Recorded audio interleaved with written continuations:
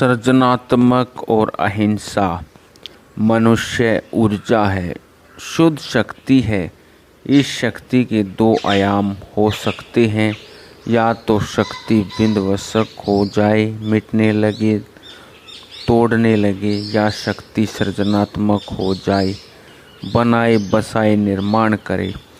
शक्ति तो हमारे पास है, कैसा हम उपयोग करेंगे शक्ति का हमारे बोध पर, हमारे ध्यान पर, हमारी समझ पर निर्भर है।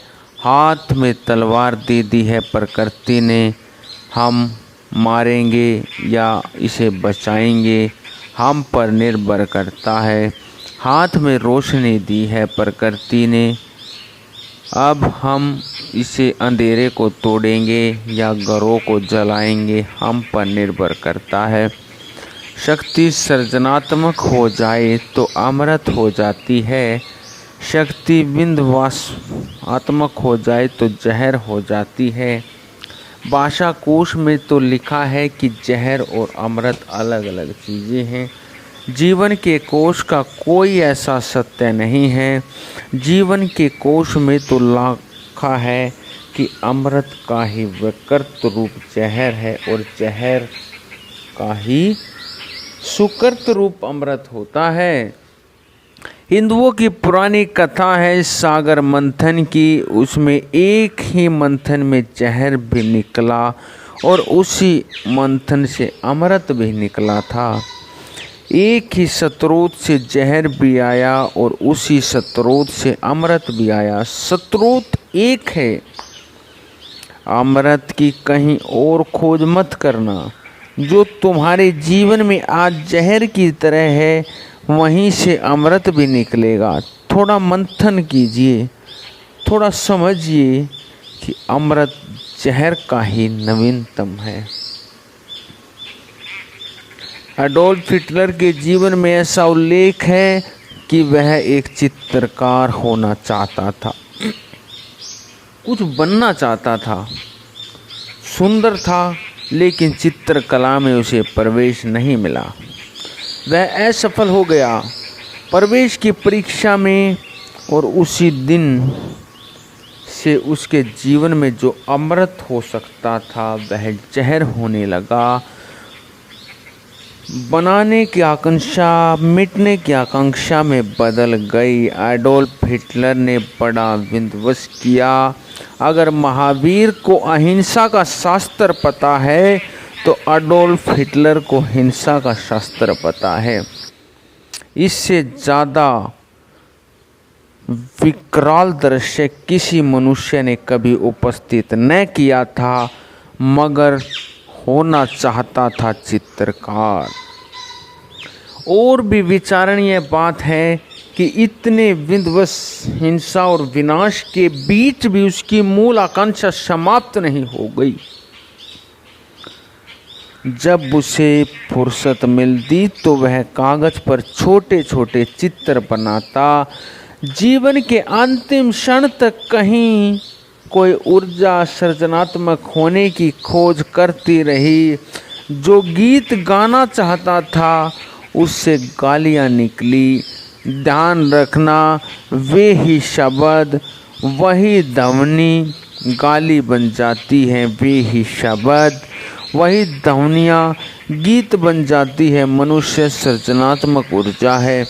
अगर सृजन न हो पाए तो जीवन में विस्फोट होता है। घृणा का, हिंसा का, विद्वेष का। महावीर के धर्म का सार है सृजनात्मक होने की कला।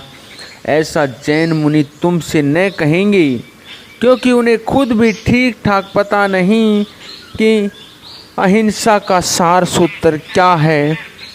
वे तो समझते हैं कि अहिंसा का सार सूत्र पानी छान कर पी लेना, कि रात्रि भोजन न करना, कि मांसाहार न करना, ये तो बड़ी गौण बातें हैं, परिधि की बातें हैं। इन्हें साधने से अहिंसा नहीं सदती। अहिंसा सद जाए तो ये जरूर सदती है।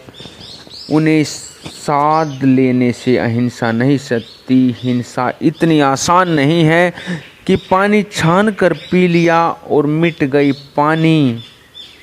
छान कर पीने में सृजनात्मक क्या है, मांसाहार न किया तो अहिंसा मिट गई। काश इतना आसान होता, हिंसा तुम्हारे भीतर है, मांसाहार करने से नहीं आती। तुम मांसाहार करना रोक सकते हो, हिंसा नए दरवाजे खोल देती है।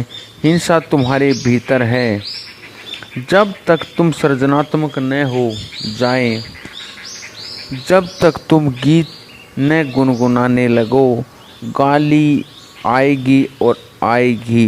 जब तक तुम शिखर पर न चढ़ने लगो जीवन की, तुम अतल खाइयों में गिरोगे और गिरोगे। ऊर्जा को कुछ करने को चाहिए, या तो मूर्तियाँ बनाओ अन्यथा मूर्तियाँ तोड़ो। बीच में नहीं रुक सकते, बीच में कोई रुकने की जगह नहीं है। तो कभी कभी ऐसा आश्चर्यजनक इतिहास घटता है, हिंदू मूर्ति बनाते रहे, बौद्ध जैन मूर्ति बनाते रहे, मुसलमान तोड़ते रहे। अब थोड़ा सोचने जैसा है, तुम्हें अगर मूर्ति से कोई प्रयोजन ही नहीं था तो तोड़ने की भी झंझट क्यों उठाई। लेना देना ही न था कुछ तुम्हें, मूर्तियाँ व्यर्थ थी तो तोड़ने तक की झंझट क्यों उठाई। व्यर्थ के लिए कोई इतनी झंझट उठाता है, लेकिन नहीं, बनाना रुक गए तो तोड़ने की आकांक्षा शुरू हो जाती है। ये वे ही लोग हैं जो मूर्ति पूजक हो सकते थे, इनकी संभावना थी वही, लेकिन मूर्ति पूजा तो बंद कर दी गई। तो जो पूजा बन सकती थी वही मूर्ति का विंध्वंस बन गई। तो फिर तुम मूर्तियाँ तोड़ोगे, कुछ तो करना ही होगा। मूर्ति से संबंध तो छोड़ ही नहीं सकते। अगर मित्र का नहीं तो शत्रु का सही संबंध तो बनाना ही होगा।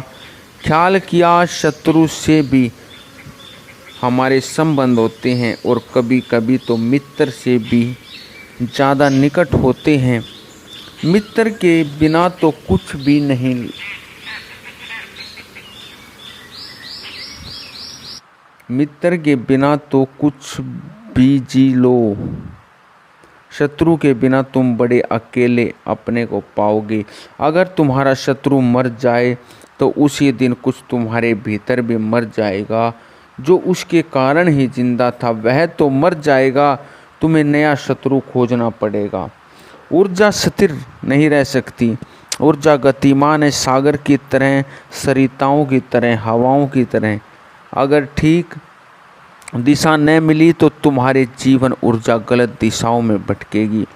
भूत प्रेतों की भांति अंधेरी खोहों में चीखेगी, चिल्लाएगी, पुकारेगी, मगर मुस्कुराहट न बन सकेगी। तो तुम रोओगे, दुख के आंसुओं से भरोगे। अगर फूल न खिल सके तो तुम कांटे बनोगे।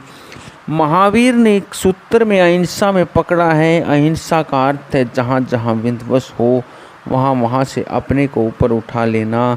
विंध्वंस की वृत्ति में मुक्त हो जाना अहिंसा है। तोड़ने के भाव को छोड़ देना अहिंसा है। ऐसी कोई भी दशा तुम्हारे जीवन में न हो जहाँ तोड़ने में रस रह जाए, जोड़ने में रस आ जाए, तोड़ने में रस खो जाए।